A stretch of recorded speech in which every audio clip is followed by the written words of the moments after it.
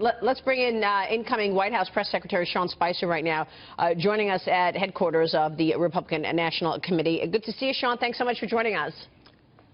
Good morning. Thanks for having me. So you've hopefully been hearing our conversation. We're talking about calling out individual companies and what the overall policy will be, Sean, in terms of the auto industry or any specific industry.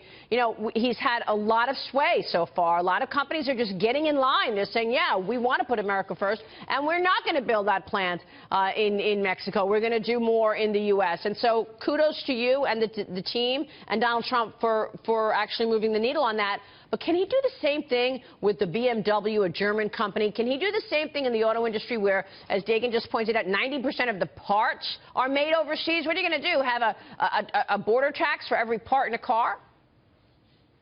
Well, we'll see. As you point out, I mean, he's been pretty successful with Boeing, Lockheed, Ford.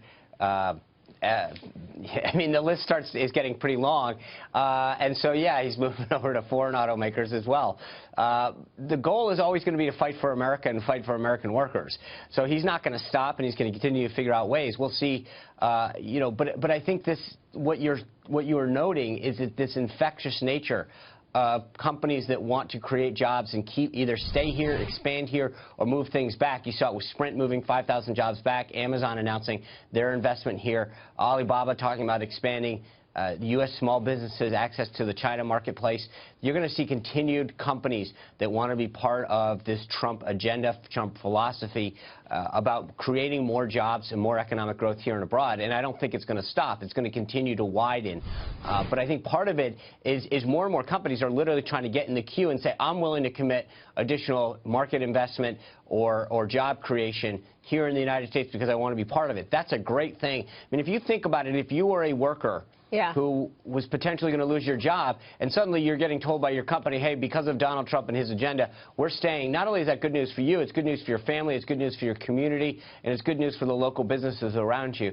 This is a really positive sign for so many American workers across this country who have given up hope. Sean, let me ask you this. I want to switch gears for a second because I was reading something the other day. I want to find out your plans in terms of the White House. I was reading something whereas the Trump administration is going to change the office of the First Lady to the office of the First Family. Well, no decisions and no announcements have been made, but I think for the first time, I will say that you're going to have a very active family. There's so many of his sons and daughters that, I mean, I think Don and Eric very clearly are going to be off running the business, but I think you've got Ivanka and Jared who are going to continue to play a role in Washington, D.C., and so we'll see.